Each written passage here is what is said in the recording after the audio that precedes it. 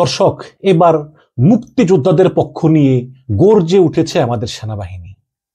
আমি একটু পড়ে শোনাই যে মব সৃষ্টি করে মুক্তিযোদ্ধাদের অপমান অপদস্থ করা যাবে না বলে হুঁশিয়ারি দিয়েছে সেনা সদর।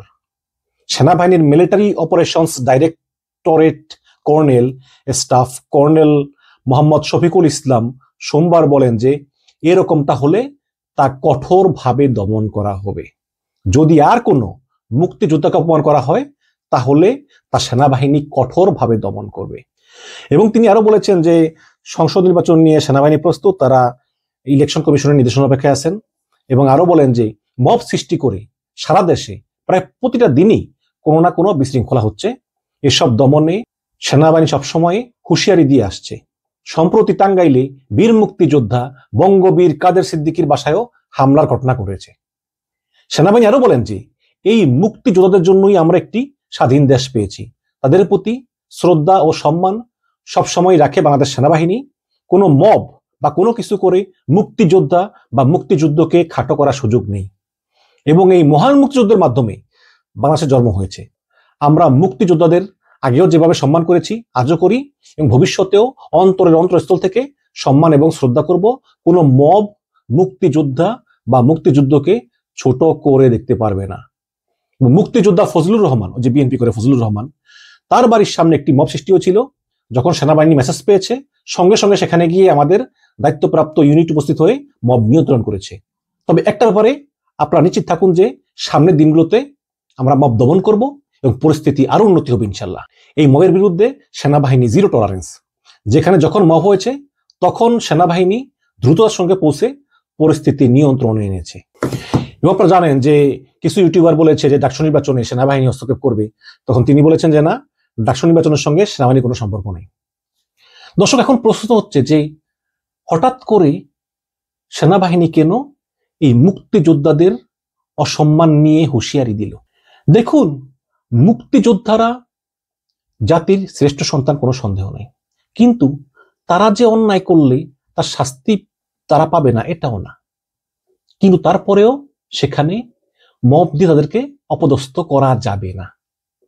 এবং আমি মনে করি যে সাম্প্রতিক সময়ে কাদের সিদ্দিকীর বাড়িতে হামলা, কাদের সিদ্দিকী বাসায় ঘুমিয়েছিলেন, সেই বাসায় আগুন লাগিয়ে তাকে পুড়িয়ে হত্যা চেষ্টা করা হয়েছে, গাড়িগুলোতে আগুন দেওয়া হয়েছে, জানালার কাঁচ মাছ ভাঙা হয়েছে।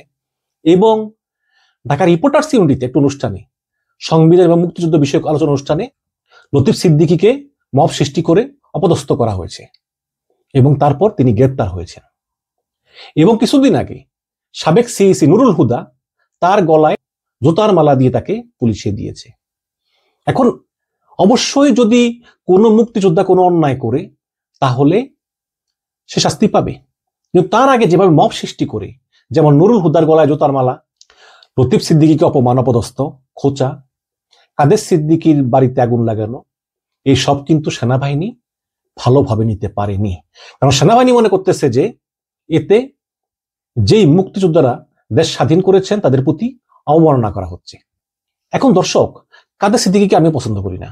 কারণ এই কাদের সিদ্দিকী, তিনি বঙ্গবন্ধুর মৃত্যুর পর কাদেরিয়া বাহিনী করে তিনি বাংলাদেশ সরকারের বিরুদ্ধে যুদ্ধ ঘোষণা করেছেন এবং যুদ্ধ করেছেন। তারপর উনি যোগ দিলেন ঐক্যফ্রন্টে 2018 সালের নির্বাচনে। ঐক্যফ্রন্টে যোগ দিয়ে ধানের শীষে নির্বাচন করে পরে তিনি বললেন যে আমি বিএনপি করিনি, আমি কামাল হোসেনের দল করছি।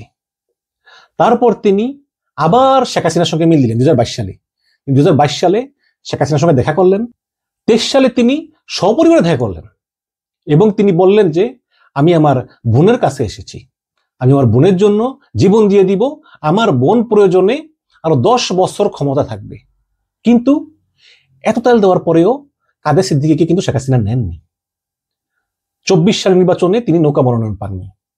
এবং এরপরে যখন হাসিনা পালিয়ে গেল তখনই কাদের সিদ্দিকী বলেছেন যে একটা জালিমের বিদায় হয়েছে, এই হাসিনা দেশটা 12টা বাজে গেছে, দুর্নীতি করছে, গণহত্যা করছে। তাহলে এই কয়েক মাসের মাথায় যেই হাসিনা আপনার বোন জীবন দিবেন, হাসিনার 10 বছর থাকবে আপনি চান, সে গণহত্যাকারী হয়ে গেল। তারপর আবার তিনি কি বলেছেন, জামায়াতের সঙ্গে নাকি তিনি ব্যস্ত যাবেন না, অথচ এই গত রোজা কিন্তু তিনি জামায়াতের ইফতার পার্টিতে অংশগ্রহণ করেছেন। তো এই সমস্ত বিষয়ে তার প্রতি আমার কোনো সম্মান শ্রদ্ধা নাই। তারপরেও তার বাসা ভাঙা আমি তীব্র নিন্দা জানাই। এটা যারা করেছে তারা করতে পারে না, এটা ঘোরতর অন্যায়। লতিফ সিদ্দিকী সে মোটামুটি ক্লিন ইমেজের মানুষ, কিন্তু তাকে যেভাবে অপমান করা হয়েছে যে লতিফ সিদ্দিকী দুই গালে জোতা মারো তালে, এগুলো অত্যন্ত অন্যায়। নুরুল হুদা অত্যন্ত নিকৃষ্ট মানুষ, কোনো সন্দেহ নাই।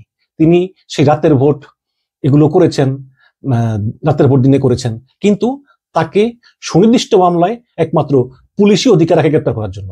কোনো মব সেখানে গিয়ে তার গলায় জুতার মালা পরাতে পারে না, সে যত বড় অপরাধী হোক না কেন। তো এই কারণেই সেনাবাহিনী এখন এই হুঁশিয়ারিটা দিল, কারণ সেনাবাহিনী মনে করতেছে যে এখনই সময় হুঁশিয়ার করে দেওয়া। এখন প্রশ্ন হচ্ছে যে তাহলে এই যে মব সৃষ্টি হচ্ছে এবং সেনাবাহিনী বলতেছে যে হুঁশিয়ার করে দিলাম, সামনে যদি মব হয় আমরা আরো কঠোর ব্যবস্থা গ্রহণ করবো, এটা আসলে সেনাবাহিনী কাকে উদ্দেশ্য করে বলেছে? সরকারকে, না বিএনপিকে, না জামাতকে? আমরা দেখেছি যে এই লতিফ সিদ্দিকীদেরকে অপমান করা হলো ঢাকা রিপোর্টার্স ইউনিটিতে, তারপর সরকার গ্রেপ্তার করলো, সেখানে কিন্তু বিএনপি জামাত উভয় পক্ষের মবই ছিল। কাদের সিদ্দিকীর বাসায় কে বা কারা হামলা চালিয়েছে আমরা জানি না, কিন্তু অনুমান করতে পারি। এবং নুরুল হুদার গলায় যারা জুতার মালা পরিয়েছে তাদের ফেস কিন্তু ক্যামেরা দেখা গিয়েছে। এবং যেখানেই যারা যারা মব করেছে, সরকার ওই মবের বিরুদ্ধে ব্যবস্থা না নিয়ে তারা ভিকটিমদেরকে গ্রেপ্তার করেছে। এখন তাহলে সেনাবাহিনী যে এই মবের বিরুদ্ধে হুমকি দিল, মূলত এই হুমকিটা কাদেরকে দিল? আমি মনে করি এই হুমকিটা সরকারকে, বিএনপিকে, জামাতকে, এনসিপিকে, সব দলকেই দেওয়া হয়েছে। কারণ সেনাবাহিনীর কথা স্পষ্ট যে এভাবে আর মব সৃষ্টি করা যাবে না। এবং আমি মনে করি যে সেনাবাহিনীর কথার যৌক্তিকতা আছে, কিন্তু আবার যদি যদি সব দিক দিয়ে সেনাবাহিনী নিজেও যৌক্তিকভাবে চলতো তাহলে কিন্তু এই সমস্যা হতো না। আচ্ছা, নুরুল হক নূরকে সেনাবাহিনী মেরে এইরকম আহত করলো কোন যুক্তিতে? যদি আমি এই প্রশ্ন করি সেনাবাহিনীকে, এবং সেনাবাহিনী বলবে যে নুরুরাই করেছে, সেই করেছে, আমাদের সেনাবাহিনীকে আহত করেছে, আগুন ধরে দিয়েছে, কিন্তু ভাই কিছুই করে নাই। শুধু শুধু সংবাদ সম্মেলন চলাকালে নূরকে পিটিয়ে আহত করেছে সেনাবাহিনীর কিছু অফিসারের নির্দেশে। এটার তীব্র নিন্দা জানাই। কিন্তু এটা যদি সেনাবাহিনী বলতো যে আমরা দুঃখিত, যারা নূরকে মেরেছে তাদের বিরুদ্ধে ব্যবস্থা নিব, তাও বলে নাই, বরং এই নূরকে মারা যে বৈধ এটা সাফাই করে গিয়েছে।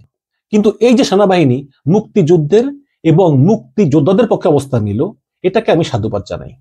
কারণ মনে রাখবেন, যদি কোনো লোক তারা ভিন্ন ব্যানারে, ভিন্ন নামে কোন অনুষ্ঠানের আয়োজন করে এবং সেটা পুলিশের অনুমতি নিয়েই করে, যেমন ঢাকা রিপোর্টার্স ইউনিটিতে কিন্তু পুলিশের অনুমতি নিয়েই কিন্তু অনুষ্ঠানটা করা হয়েছিল, মঞ্চ ৭১ যেটা, তাহলে পুলিশ কেন অনুমতি দিল সেদিন?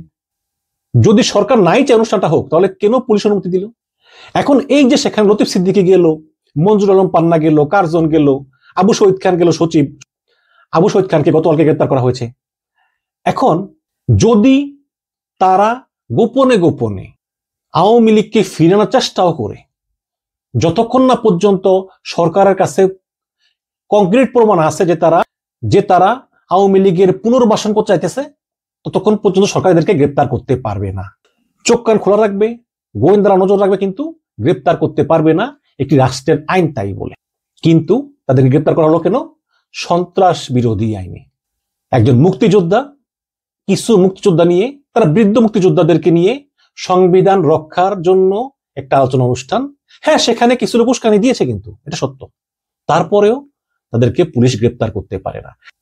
এবং পুলিশ, যেই পুলিশ সম্পূর্ণ সরকারের নিয়ন্ত্রণে, সেই পুলিশ গিয়ে মবদেরকে না ধরে ভিকটিমদেরকে গ্রেপ্তার করে কারাগারে ভরতেছে, এটা কিন্তু সেনাবাহিনী পছন্দ করতেছে না। কিন্তু সেনাবাহিনী কিছু করতে পারতেছে না, কারণ সেখানে সেনাবাহিনী কিছু করার নাই, কেন এটা সরকার করতেছে, সেনাবাহিনী কি করবে? কিন্তু সেনাবাহিনীর প্রধান এবং সেনাবাহিনীর যে এইসব মব এবং মুক্তিযোদ্ধাদেরকে অপমান, এগুলো পছন্দ করতেছে না, এটা সেনাবাহিনীর কথাতে স্পষ্ট। এবং আমি আগেও বলেছি, এখনো বলি, যে নুরুল হক নূরের উপর সেনাবাহিনী যেই পরিকল্পিত হামলা করলো, এই হামলাটা সরকারকে মারাত্মক বিব্রত করেছে।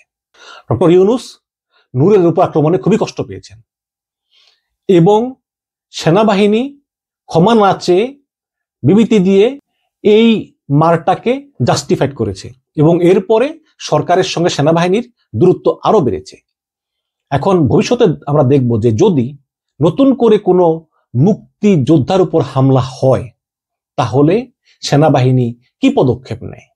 যদিও অনেকেই বলতেছেন যে বর্তমান সরকার যেভাবে অন্যায়ভাবে এই লতিফ সিদ্দিকীকে জেলে ঢুকালো, আবু শহীদ খানকে জেলে ঢুকালো, অধ্যাপক কার্জন, মজুর আলম পান্নাকে জেলে ঢুকালো, তাতে এই সরকার যে একটা এন্টি মুক্তিযুদ্ধ সেন্টিমেন্টের সরকার, এটা কিন্তু প্রমাণিত। যদিও আমি তা মনে করি না।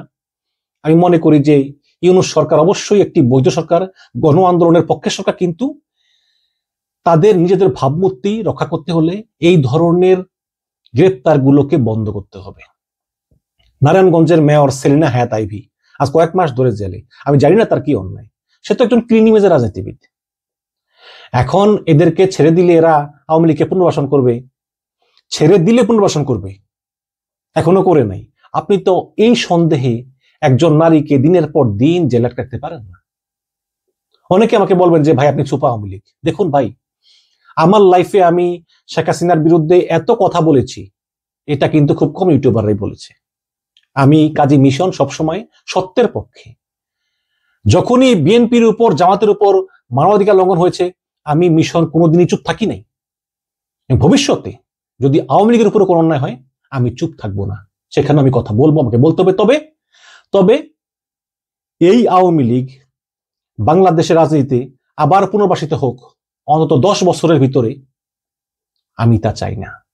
এবং শেখ হাসিনাকে আমি কখনোই বাংলাদেশের রাজনীতিতে দেখতে চাই না। তাকে ভারত দিবে না, ভারত রেখে দিয়েছে, রাখুক, সেখানেই থাকুক, কিন্তু এই শেখ হাসিনা বাংলাদেশে রাজনীতি করুক, এটা আমি কখনোই চাই না। বাট যেখানে নিরীহ আওয়ামী লীগারদের উপর, বা যারা আওয়ামী লীগ করে না কিন্তু মুজিববাদে বিশ্বাসী, তাদের উপর কোনো অন্যায় হবে, অত্যাচার হবে, সেখানে আমার প্রতিবাদ অব্যাহত থাকবে। এখন যদি আপনাদের কারো পছন্দ না হয়, আপনারা আনসাবস্ক্রাইব করে চলে যেতে পারেন। আপনাদের প্রতি আমার শুভকামনা থাকবে। ধন্যবাদ।